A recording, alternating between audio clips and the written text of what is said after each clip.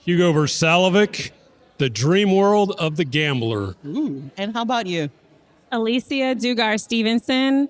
Can yoga teachers prevent nuclear war? Okay, so already gambling feels like it crosses both lines, because if I had to trust my numbers on stopping World War III and a nuclear disaster, yoga would not have great numbers for me. I don't know if I would place that bet. What is it about yoga that you feel is so transformative and able to lead to even that level of peace?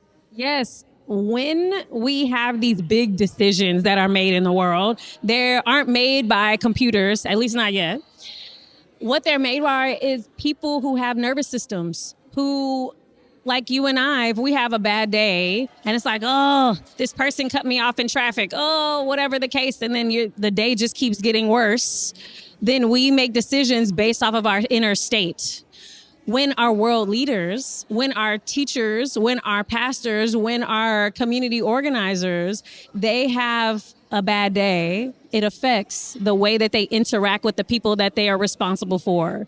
And so I really feel like based on the science and based on my own personal experience with over a decade in the industry, that once we have the ability to regulate in here, we make decisions that are clear. We make decisions that are beneficial and that can lead to inner peace because we have it inside first. Now, in terms of gambling, you're not dealing with your internal emotions as much. You're dealing with the emotions and the probability of the outside world. So for your talk, what are you trying to navigate through? What are you trying to help the listener navigate through?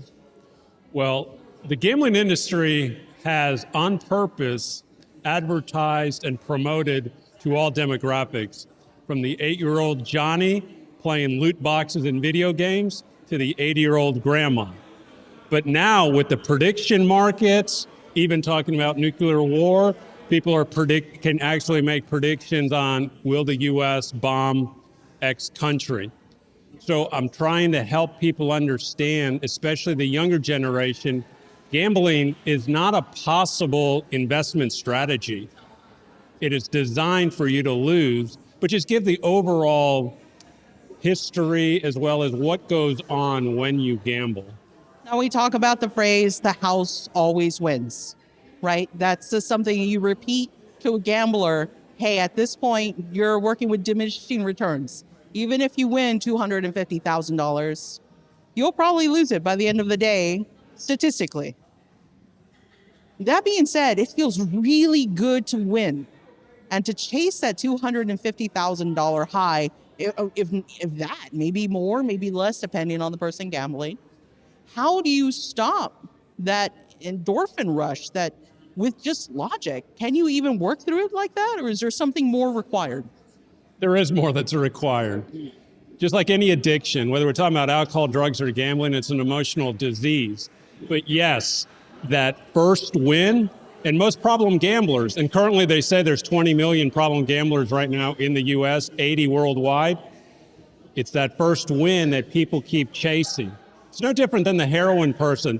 It's that first heroin high, they keep chasing it, but they can't ever find it because it comes back to emotions, and there is a way out.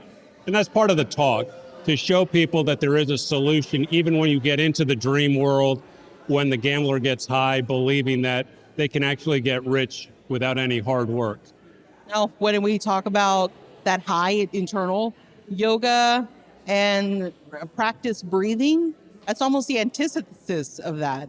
We're dealing with something very internal, something very inner focus. There is no, yay, I finally touched the floor level gambling win. Well, it's funny that you say that, because a lot of people, we're very visual. So they think, oh, I see a pose, that's what yoga is. Or if they have an experience with yoga, that's what yoga is. Well, yoga has a variety. It's been around for centuries. There are types of yoga where you sit still and relax. There are types of yoga where you sweat your butt off and you work really hard. There's even a phrase in yoga called yoga stoned, where you have that high and you experience this elation, and it's almost inexplicable except for people who've experienced other types of highs, and they correlate that. What's triggering in the body when that happens? So when you have a yoga high, you are released, first of all of the stress that you may have had from the outside. You have this energetic, this emotional, this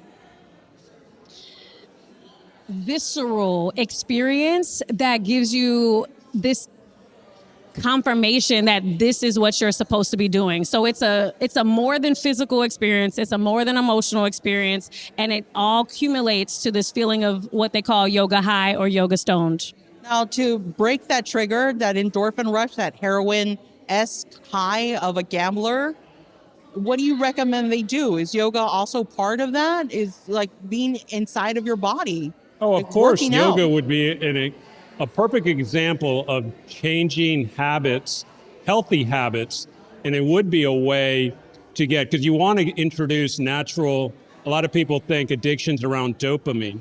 There's other ways to get natural dopamine, but in reality, the addict is not chasing dopamine. They're really very lonely people. And what you actually need is to introduce more oxytocin, hug people, do things like get the good endorphins like the yoga or exercise. That's how you break the cycle. You recognize really what is truly going on. And I always push people, just, you know what you can do each day?